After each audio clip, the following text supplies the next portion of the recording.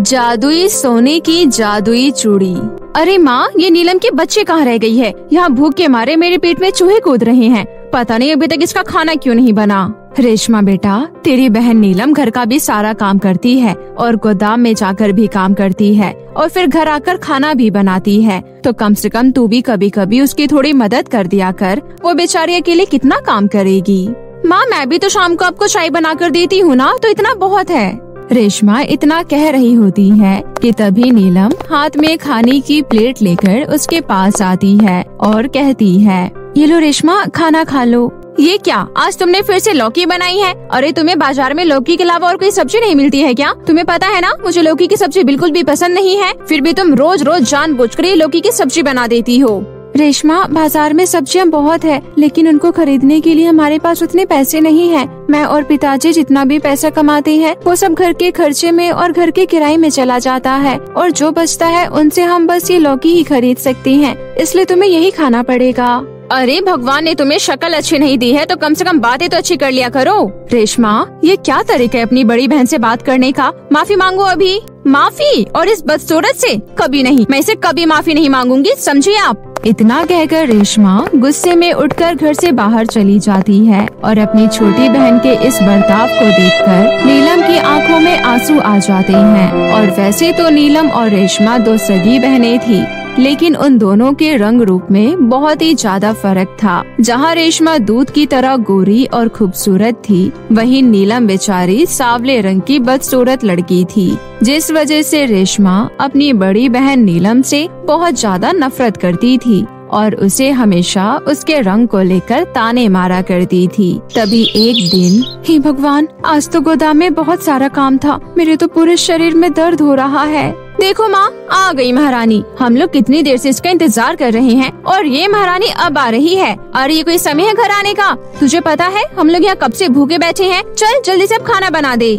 रेशमा, आज मैं बहुत ज्यादा थक गई हूँ और मेरी तबीयत भी ठीक नहीं लग रही है, इसलिए आज रात का खाना तुम बना लो। अरे शुक्र करो जो मैं माँ को शाम को चाय बना कर दे देती हूँ, वरना मेरा बस चले तो मैं कभी इस चूल्हे के आगे बैठूं भी ना। और तू मुझे यहाँ खाना बनाने के लिए कह रही है? अरे तू क्या चाहती है कि मेरा भी रंग इस चूल्हे के आगे बैठ बैठ कर तेरे जैसा काला हो जाए? बस करो रेशमा, अपनी खूबसूरती का इतना घमंड करना अच्छा नहीं होता। भगवान जब खूबसूरती देना चाहता है तो उसको वापस लेना भी जानता है। और वैसे भी तुम क्या ही चाय बनाती हो, कभी तो चीनी कम डाल देती हो तो कभी चाय पत्ती डालना भूल जाती हो। अरे तुझे तो मैं दूध भी लाकर दे दूँ ना तो तू उसका भी सत्यानाश कर देगी। इसलिए अपनी बड़ी बहन से कुछ सीख। भले ही उसका रंग तेरी तरह सुंदर नहीं है, पर गुणों की उसमें कोई कमी नहीं है, समझी तू? और ऐसे ही समय के साथ साथ नीलम के पिताजी की तबीयत बहुत ज्यादा खराब हो जाती है, जिस वजह से उन्हें घर पर ही रहकर आराम करना पड़ता है। और उनके घर पर रहने की वजह से घर की सारी जिम्मेदारी अब नीलम के कंधों पर आ जाती है।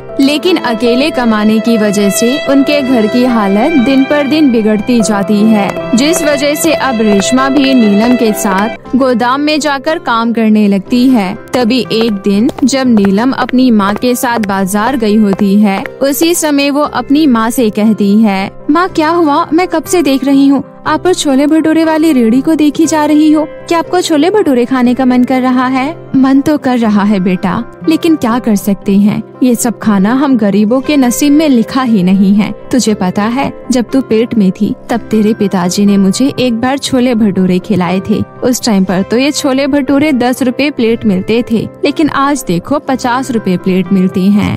अपनी माँ की ये बात सुनकर नीलम को बहुत बुरा लगता है, लेकिन वो कर भी क्या सकती थी। तभी ऐसे ही कुछ समय और बीत जाता है और जब रोज की तरह नीलम और रेशमा गोदाम में काम करने जा रही होती है, तभी रास्ते में उन्हें एक बूढ़ी औरत मिलती है और वो उनसे कहती है, बेटी मुझे बहुत तेज भूख लग रही है, भगवान के लिए कुछ खाने को दे दो। अरे हटो सामने से, पता नहीं कहाँ से सुबह सुबह मांगने के लिए चले आते हैं। इतना कहकर रेशमा वहाँ से आगे बढ़ जाती है। तभी नीलम कहती है, अरे अम्मा ये लो, आप मेरा खाना खा लो, आपको भूख लग रही है ना? इतना कहकर नीलम अपना लंच उस बूढ़ी औरत को दे देती है, जिसके बाद वो बूढ़ी औरत खाना खाकर नीलम से कहती है, तुम्हारा बहुत बहुत शुक्रिया बेटी, तुम सच में बहुत अच्छी हो, इसलिए मैं तुम्हें ये कड़ा देना चाहती हूँ। ये कड़ा तुम्हारे बहुत काम आएगा। इतना कहकर वो बूढ़ी औरत नीलम को वो कड़ा देकर वहाँ से चली जाती है। जिसके बाद नीलम वो कड़ा हाथ में डालकर अपने काम पर चली जाती है। और जब शाम को नीलम घर आकर खाना बनाने जाती है तो वो सोचती है, आज फिर से ये लौकी की सब्जी बनानी पड़ेगी। माँ को कब से छोले भटूरे खाने का मन कर रहा है। पता नहीं मैं अपने परिवार को कब अच्छा खाना खिला पाऊंगी, या फिर जिंदगी भर हम लोगों को ऐसे ही खाना खाना पड़ेगा। नीलम इतना कह ही रही होती है कि तभी उसके हाथ का कड़ा अचानक से चमक उठता है और सोने के कड़े में बदल जाता है। और देखते देखते उसके सामने छोले भटूरे से भरी हुई प्लेट आ जाती है। और यह देखकर नीलम हैरान हो जाती है और कहती है, अरे ये क्या, ये कड़ा अचानक से सोने का कैसे हो गया? और ये छोले भटूरे यहाँ कैसे आ गए? मुझे तो कुछ समझ में नहीं आ रहा है। नीलम के इतना कहते ही उस जादुई कड़े में से एक आवाज आती है, ज्यादा मत सोचो नीलम, मैं एक जादुई सोने का कड़ा हूँ। और उस दिन तुम्हारी अच्छाई और दयालुपन देखकर उस औरत ने तुम्हें ये कड़ा दिया था, इसलिए आज के बाद तुम्हें जो कुछ भी खाना हो तुम मुझसे मांग सकती हो। क्या तुम सच कह रहे हो? इसका मतलब आज के बाद मेरा परिवार भी अच्छा खाना खा पाएगा।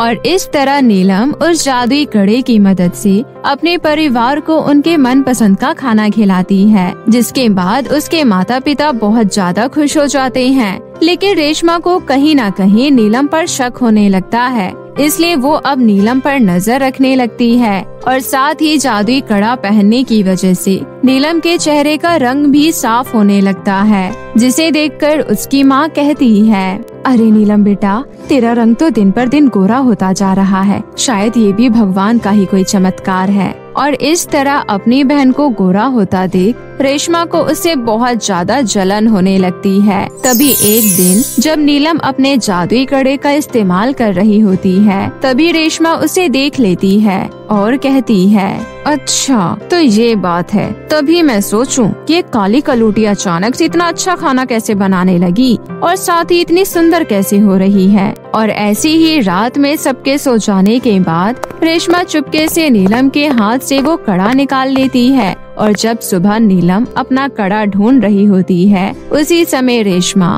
वो कड़ा अपने हाथ में पहनकर कहती है, अब मैं भी इस जादुई कड़े से ढेर सारा खाना मांगूंगी और उसे बाजार में ले जाकर बेचूंगी और पैसे कमाऊंगी। और साथ ही मैं इस जादुई कड़े से और भी ज्यादा सुंदर हो जाऊंगी।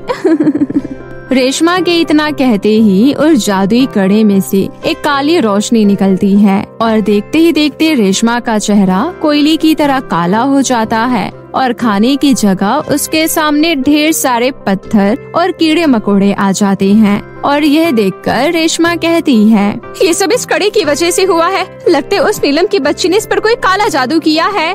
रेशमा इतना कह रही होती है कि तभी वहाँ पर नीलम आ जाती है और यह सब देखकर वो कहती है, अरे रेशमा, ये क्या, तुम्हारा चेहरा अचानक से इतना काला कैसे हो गया? और ये मेरा कड़ा तुम्हारे पास क्या कर रहा है? ये सब तुम्हारी वजह से हुआ है, इसलिए पकड़ो अपना कड़ा, मुझे नहीं चाहिए। रेशमा, इसमें मेरी कोई गलती नहीं है। ये सब तुम्हारे लालच और घमंड की वजह से हुआ है। इसलिए कहते हैं लालच करना बुरी बला है। और इस तरह रेशमा को अपने किए की सजा मिल जाती है। और वहीं अब नीलम अपना घर चलाने के लिए अपना एक खुद का ढाबा खोलती है और लोगों को कम दाम में पेट भर खाना खिलाती है और साथ ही गरीब लोगों की मदद भी करती है। जादुई दो लहंगे का जादू।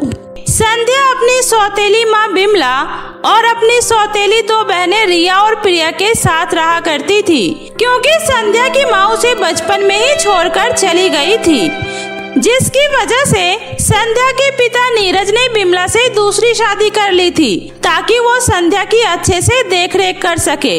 लेकिन नीरज को इस बात की जरा भी खबर नहीं थी कि बिमला और उसकी दोनों बेटियां मिलकर संध्या के ऊपर कितना अत्याचार करेंगी।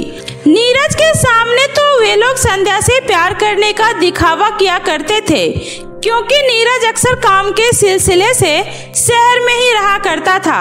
तभी एक दिन नीरज शहर से गांव वापस आता है तो वो अपनी तीनों बेटियों के लिए सुंदर सुंदर लहंगे लेकर आता है। उसी समय बिमला कहती है, अरे वाह, ये लहंगे तो बहुत ही ज्यादा सुंदर लग रहा है और संध्या बेटी का लहंगा तो सबसे सुंदर है। ये लहंगा तुम्हारे ऊपर बहुत ही अच्छा लगेगा बेटा। हाँ संध्या, ये लहंगा तुम पर बहुत अच्छा लगेगा क्योंकि तुम हो ही इतनी सुंदर। बिल्कुल सही कहा, संध्या के ऊपर तो हर एक कपड़ा ही सुंदर लगता है। देखो संध्या बेटा, तुम्हारी दोनों बहनें तुमसे कितना प्यार करती हैं और फिर भी तुम हमेशा शिकायत लगाती रहती हो इनकी। ये तो बहुत गलत बात है बेटा। अरे कोई बात नहीं जी, आप रहने दीजिए ये सब। वैसे भी संध्या बेटी ने शायद अभी तक हम लोगों को अपना माना ही नहीं है, इसीलिए तो वो हमारे साथ परायों जैसा बर्ताव करती है। लेकिन फिर भी हम लोग संध्या से बहुत प्यार करते हैं। और इस तरह तीनों माँ बेटी मिलकर नीरज को संध्या के खिलाफ भड़काने लगते हैं, जिसे देखकर संध्या मन ही मन सोचती है, पता नहीं ये लोग हर बार पिताजी के आने के बाद मेरे साथ ऐसा बर्ताव क्यों करते हैं, क्यों हमेशा पिताजी को मेरे खिलाफ भड़काते रहते हैं। और मैं चाहकर भी पिताजी को इन लोगों की असलियत नहीं बता सकती हूँ, वरना ये लोग पिताजी को जान से मरवा देंगे। इतना सोचकर संध्या रोते हुए अपने कमरे में चली जाती है। और अगले दिन नीरज के जाते ही रिया और प्रिया संध्या के कमरे में आती है और उसका लहंगा उससे लेते हुए कहती है, क्यों री, अब तेरी इतनी हिम्मत कि तू हमारे जैसा लहंगा पहनेगी? चल ला इधर दे ये लहंगा, क्योंकि तू इस घर की रानी नहीं बल्कि नौकरानी है, इसलिए नौकरानियों को ऐसे कपड़े पहनना शोभा नहीं देता। चल जा यहाँ से और हमारे लिए गर्मा गर्म खाना बना कर ला। प्रिया के इतना कहते ही संध्या बेचारी चुपचाप रसोई में चली जाती है और उनके लिए खाना बनाने लगती है। और वहीं वो दोनों बहनें सोफे पर आराम से बैठकर बातें करने लगती है। प्रिया, मुझे लगता है हमें बहुत दिन हो गए इस नौकरानी को सबक सिखाए हुए, इसलिए तो ये दिन ब दिन हवा में उड़ती जा रही है। हाँ, तुमने बिल्कुल सही कहा रिया, वैसे भी बहुत दिन हो गए हैं इसे माँ से डांट नहीं पड़वाई है। हाँ, ये सही है। वैसे भी तुम्हें पता है ना, माँ को वो गुलाबी वाला लहंगा कितना पसंद है, और अगर उसे कोई हाथ भी लगा दे तो माँ को बहुत गुस्सा आता है। चलो हम लोग अपने काम पर लग जाते हैं। इतना कहकर वे दोनों बहनें अपनी माँ के कमरे में जाती है और अपनी माँ की अलमारी से उसका फेवरेट लहंगा निकालकर उसके ऊपर तेल लगा देती है और कहती है, अब आएगा मजा, अब देखना मौज संध्या की बच्ची का क्या हाल करती है। और इस तरह जहाँ वे दोनों बहनें संध्या के खिलाफ प्लानिंग कर रही होती है, वहीं संध्या चुपचाप रसोई में काम कर रही होती है। उसे इस बात की जरा भी खबर नहीं होती है। तभी जब बिमला अपने कमरे में जाती है तो वो अपने बेड पर अपना फेवरेट लहंगा पड़ा हुआ देखती है, जिस पर तेल का दाग लगा हुआ होता है।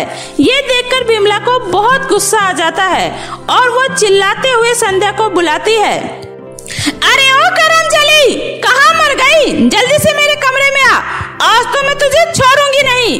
अपनी माँ की ऐसी बात सुनकर संध्या घबराते हुए अपनी माँ के कमरे में जाती है और कहती है, क्या हुआ माँ, आप ऐसे क्यों चिल्ला रही हो? मुझसे कोई गलती हो गई है क्या? संध्या के इतना कहते ही बिमला संध्या को खींचते हुए रसोई में ले जाती है और कढ़ाई का गर्मा गर्म तेल संध्या के हाथ पे गिरा देती है, जिसकी वजह से संध्या का हाथ बुरी तरीके से जल जाता है। बिमला उसे ऐसे दर्द से तड़पता देखकर कहती है, अब पता चला दर्द किसे कहते हैं। यही दर्द मुझे भी हो रहा है, क्योंकि तूने मेरे फेवरेट लहंगे के ऊपर तेल का दाग लगा दिया है। पर माँ, मैंने ऐसा कुछ नहीं किया और मुझे तो पता भी नहीं है आप किस लहंगे की बात कर रही हो। प्लीज माँ, मेरा यकीन करिए, मैं तो सुबह से आपके कमरे में गई भी नहीं हूँ। इस तरह संध्या को दर्द में तड़पता देखकर दोनों बहनों को बहुत अच्छा लगता है और उन दोनों बहनों को इस तरह हंसता देखकर संध्या सब समझ जाती है। इसलिए बिमला के वहाँ से जाने के बाद संध्या उनसे कहती है, आखिर तुम दोनों को मेरे साथ ऐसा करके क्या मिलता है? क्यों तुम दोनों हमेशा मेरे पीछे लगी रहती हो? आखिर मैंने तुम्हारा क्या बिगाड़ा है? तुम तो मेरी बहन होकर भी मेरे साथ दुश्मनों की तरह व्यवहार करती हो, फिर भी मैं तुम दोनों को अपनी बहन की तरह मानती हूँ और तुम लोग हमेशा मेरे साथ ऐसा ही करती हो। पहली बात तो ये कि हम तुम्हारी बहन नहीं हैं, और रही बात तुम्हें परेशान करने की, तो तुम्हें इस तरह परेशान देखकर हमें बहुत अच्छा लगता है। और हाँ, तुम यहाँ हमसे सवाल जवाब करना छोड़ो और ये लो सब्जी की लिस्ट, बाजार जाकर सब्जियाँ ले आओ, वरना माँ तुम्हारी फिर से क्लास लगा देंगी। उन दोनों बहनों के इतना कहते ही संध्या बेचारी चुपचाप बाजार से सब्जियां लेने चली जाती है और अपने जले हुए हाथ को देखकर मन ही मन अपनी माँ को याद करते हुए कहती है, माँ, हम मुझे छोड़कर क्यों चली गई माँ?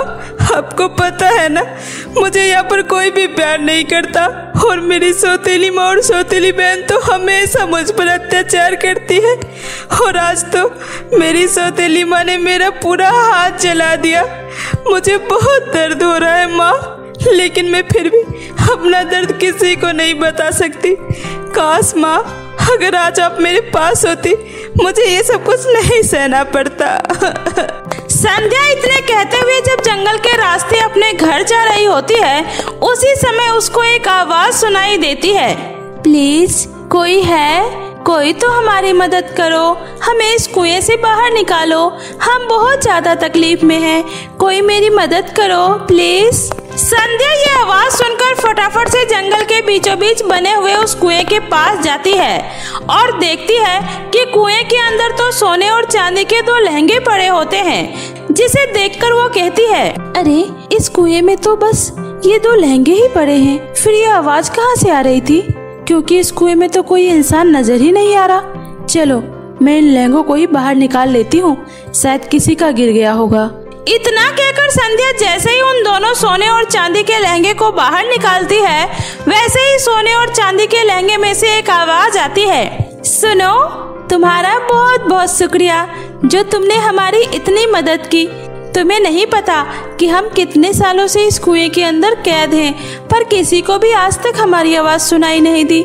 शायद इसलिए क्योंकि यहाँ हर किसी के अंदर छल और कपट भरा हुआ है। पर ऐसा कैसे हो सकता है? भला एक लहंगा कैसे बोल सकता है? अरे वो इसलिए क्योंकि हम परीलोक की रानी चंद्रिका की बेटियां हैं, सोनिया और चांदनी। हमें कुछ साल पहले एक जादूगरनी ने श्राप दे दिया था, जिसकी वजह से हम दोनों सोने और चांदी के लहंगे में बदलकर इस कुएं में कैद हो गए थे। इसलिए तुम उस जादूगरनी से हमारे लिए लाल कमल ले आओगी तो हम लोग फिर से अपने असली रूप में आ जाएंगे। तो बताओ, क्या तुम मेरी मदद करोगी? जी बिल्कुल, क्यों नहीं, मैं आप लोगों की मदद जरूर करूंगी, क्योंकि दर्द में रहना क्या होता है ये मुझसे बेहतर और कोई नहीं समझ सकता। इतना कहकर संध्या पहाड़ी की ओर जाती है, जहां वो जादूगरनी चुपचाप बैठकर अपने मंत्रों का ध्यान कर रही होती है। उसी का फायदा उठाकर संध्या चुपचाप से उसके बगल में रखा हुआ लाल कमल उठा लेती है और वहां से चुपचाप बाहर आ जाती है। और वो लाल कमल ले जाकर जैसे ही उन दोनों लहंगे के ऊपर रखती है, वैसे ही वो दोनों लहंगे वापस से अपने परी रूप में आ जाते हैं और संध्या से कहती है, तुम्हारा बहुत बहुत शुक्रिया संध्या, हमें उस जादूगरनी के श्राप से आजाद करवाने के लिए। तुम्हारी वजह से हम फिर से जादुई सोने और चांदी के लहंगे से वापस परी में बदल पाए हैं। हम तुम्हारा ये एहसान कभी नहीं भूलेंगे और इसके बदले हम तुम्हें कुछ देना चाहते हैं। ये लो, ये हमारा ही बनाया हुआ जादुई सोने और चांदी के 2 लहंगे हैं। अब इसकी मदद से तुम्हारी जिंदगी में किसी भी तरह की कोई तकलीफ नहीं होगी और तुम अपनी जिंदगी खुशी से व्यतीत कर पाओगी।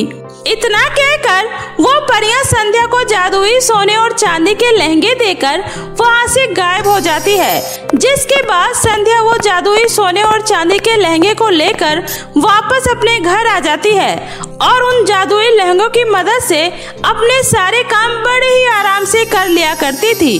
अब उसे किसी भी तरह की कोई तकलीफ नहीं होती है। लेकिन एक दिन उन तीनों को उस जादुई लहंगे के बारे में पता चलता है, तो वो तीनों संध्या के कमरे में जाती है और बिमला संध्या को थप्पड़ मारते हुए कहती है, क्यों रे, इतने दिन से तू इन जादुई लहंगों की वजह से हम सबको बेवकूफ बना रही थी और तेरे पास ये लहंगा कहाँ से आया और तूने हम लोगों को इसके बारे में पता भी नहीं लगने दिया। चल अब हट यहाँ से, अब ये लहंगे आज से हमारे हुए। इन लहंगों की मदद से मैं बहुत ज्यादा अमीर हो जाऊंगी। इतना कहकर बिमला जैसे ही उन लहंगों को हाथ लगाती है, वैसे ही उसे बिजली का जोरदार झटका लगता है, जिसकी वजह से बिमला पूरी तरीके से पागल हो जाती है और अपनी माँ की ऐसी हालत देखकर वो दोनों बहनें भी बहुत ही ज्यादा घबरा जाती है। और संध्या से अपने किए की माफी मांगने लगती है। उसी बीच वहाँ पर नीरज आ जाता है और वह उन सबकी बातें सुन लेता है, जिसके बाद नीरज उन सबको घर से बाहर निकाल देता है और फिर अपनी बेटी के साथ एक हंसी खुशी जीवन व्यतीत करने लगता है। गांव में गरीब लोग गर्मी की वजह से बहुत ज्यादा परेशान रहा करते थे, क्योंकि उनके गांव में सबसे ज्यादा गर्मी पड़ा करती थी और उन लोगों के पास इस गर्मी से छुटकारा पाने के लिए कोई भी सुख सुविधाएं मौजूद नहीं थी। इसलिए आज भी गांव के चौराहे पर खड़े कुछ आदमी आपस में बात कर रहे होते हैं। अरे भाई, इस साल तो गर्मी की वजह से बहुत बुरा हाल हो गया है। मेरा तो कभी कभी मन करता है कि मैं मुखिया के घर पे बने स्विमिंग पूल में जाकर दिन भर तैरता ही रहूं। अरे हाँ, क्यों नहीं भाई। वो घमंडी मुखिया अपने परिवार के सिवा और किसी को भी स्विमिंग पूल में घुसने तक नहीं देता, तो हम जैसे गाँव के गरीब लोगों को कहाँ से घुसने देगा। अरे शुक्र मनाओ मनोज भाई का, जो हमें इतनी गर्मी में भी ठंडा ठंडा नारियल पानी निकाल के पिला रहा है, वरना हम लोगों का इस गर्मी में बुरा हाल हो जाता। हाँ मनोज भाई, आपके नारियल का ठंडा ठंडा पानी पीकर तो इस गर्मी में हम लोगों को राहत मिल जाती है, वरना हम गरीबों के नसीब में ठंडा ठंडा नारियल पानी पीना कहाँ लिखा है। वैसे मनोज भाई, तुम्हारे खेत में इस बार नारियल के पेड़ तो लग गए हैं, लेकिन तुम्हें तो पता है ना, नारियल पानी खरीदना हर किसी के बस की बात नहीं होती और ना ही हमारे गाँव में इसकी ज्यादा पैदावार होती है। हाँ मनोज भाई, इसलिए तुम्हें अपने नारियल बेचने हो तो शहर जाकर बेचना। सुना है शहर के लोगों को नारियल पानी पीना बहुत अच्छा लगता है। और इसी तरह कुछ दिन बाद मनोज के खेत में नारियल के पेड़ पर बहुत सारे हरे भरे नारियल लग जाते हैं, लेकिन हैरान करने वाली बात ये थी कि मनोज के नारियल के पेड़ पर जो नारियल लगे हुए थे वो साइज में काफी बड़े होते हैं और ये देखकर मनोज बहुत ज्यादा खुश हो जाता है। इसलिए वो सबसे पहले एक नारियल तोड़कर अपने घर ले जाता है और अपनी बेटी कीर्ति को नारियल पानी पीने के लिए देता है, क्योंकि कीर्ति को नारियल पानी पीना बहुत पसंद था। इसलिए वो अपने पिता से कहती है, अरे वाह पिताजी, ये नारियल पानी तो बहुत ही ज्यादा ठंडा और मीठा है। मुझे तो इतनी गर्मी में इतना ठंडा नारियल पानी पीकर मजा ही आ गया। हाँ बेटी, इस साल हमारे नारियल के पेड़ पर बहुत ही बड़े और हरे भरे नारियल लगे हैं, इसलिए मैं कल ही शहर जाकर अपने कुछ नारियल पानी बेच आऊंगा। इतना कहकर मनोज अगले दिन से ही शहर जाकर अपने नारियल पानी बेचने लगता है और कुछ नारियल पानी वो अपने गाँव के लोगों को भी बेचता है और उसके नारियल का ठंडा ठंडा पानी पीकर गांव के लोगों को भी बहुत ज्यादा अच्छा लगता है। और इसी बीच मनोज की अच्छी खासी कमाई भी होने लगती है और वो अपने परिवार के साथ हंसी खुशी जीवन गुजार रहा होता है। लेकिन तभी एक दिन जब मनोज नारियल के पेड़ पर चढ़कर नारियल तोड़ रहा होता है, उसी बीच मनोज का पैर फिसल जाता है और वो नीचे गिर जाता है, जिसकी वजह से उसके दोनों पैरों में काफी चोटें आती है और वो पैरालाइज हो जाता है। और अपने पति की ऐसी हालत देखकर उसकी पत्नी सावित्री अपना घर चलाने के लिए गर्मी की करकराती धूप में इधर से उधर घूमकर नारियल पानी बेचने लगती है और जब शाम को वो घर वापस आती है तो अपने पति से कहती है, अरे देखिए जी, आज मैंने पहले ही दिन कितनी अच्छी कमाई कर ली है। आपको पता है, हमारे सारे नारियल पानी बिक गए। ये तो बहुत अच्छी बात है सावित्री, जो नारियल बेचकर तुम्हें कुछ पैसे मिल गए। अब तुम इन पैसों से घर का राशन ले आओ। मनोज की बात सुनकर सावित्री उन पैसों से घर का राशन भरवा लेती है और वह इसी तरह हर रोज गर्मी की दोपहर में गली गली घूमकर नारियल पानी बेचने लगती है।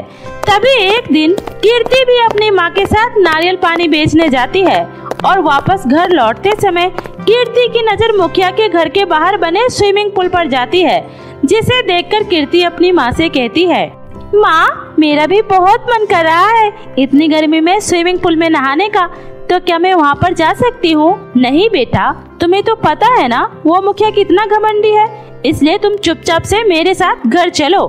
अपनी माँ की ऐसी बातें सुनकर कीर्ति उदास होकर घर वापस आ जाती है, लेकिन उसका पूरा ध्यान उस स्विमिंग पूल पर ही रहता है और इतनी गर्मी में उसके घर में कोई भी पंखा न होने की वजह से उसे बहुत ज्यादा गर्मी लगती है। इसलिए वो मन ही मन सोचती है, काश हमारे घर के आंगन में भी एक बड़ा सा स्विमिंग पूल होता जिसमें मैं दिन रात तैर सकती और मुझे इस गर्मी का एहसास भी नहीं होता। अपनी बेटी को इस तरह दुखी देखकर सावित्री कहती है, हे भगवान, काश मैं अपनी बेटी की इस ख्वाहिश को भी पूरा कर पाती, लेकिन इस गरीबी में मैं भला क्या ही कर सकती हूँ। सावित्री इतना कह ही रही होती है कि तभी उसकी नजर उसके घर में पड़े एक नारियल पानी के ऊपर जाती है, जिसे देखकर उसके दिमाग में एक आइडिया आता है और वो दुकान से एक खाद खरीद कर लाती है, जो वो उस नारियल पानी के चारों तरफ लगा देती है। और अगले दिन ही वो नारियल पहले से और भी ज्यादा बड़ा हो जाता है और सावित्री उसे काटकर एक स्विमिंग पूल का आकार बना देती है, जिसके बाद वो बड़ा सा नारियल पानी एक स्विमिंग पूल में बदल जाता है। और ये देखकर कीर्ति बहुत ज्यादा खुश हो जाती है और अपनी माँ से कहती है, क्या बात है माँ, आपने तो कमाल ही कर दिया, नारियल पानी का इतना बड़ा स्विमिंग पूल, ये तो दिखने में भी बहुत ज्यादा सुंदर लग रहा है। अब तो मैं इसमें जी भर के नहा सकती हूँ और इसका ठंडा ठंडा पानी पीकर अपनी प्यास भी बुझा सकती हूँ। इतना कहकर कीर्ति फटाफट से उस नारियल पानी के बने स्विमिंग पूल में जाकर तैरने लगती है और उस नारियल पानी का मीठा पानी पीकर अपनी प्यास भी बुझा लेती है और साथ ही साथ वो अपनी सारी सहेलियों को भी अपने नारियल पानी के बने स्विमिंग पूल में तैरने के लिए बुला लेती है। और इसी तरह से गांव के कुछ और लोग भी सावित्री को अपने घर के आंगन में इसी तरह का स्विमिंग पूल बनाने का ऑर्डर देने लगते हैं, जिसके बदले उसे अच्छे खासे पैसे भी मिलने लगते हैं। और इसी तरह वे अपनी कड़ी मेहनत से अच्छे खासे पैसे कमाने लगती है, जिसकी वजह से उसकी गरीबी धीरे धीरे दूर होने लगती है और अब वो अपने परिवार के साथ एक हंसी खुशी जीवन बिताने लगती है।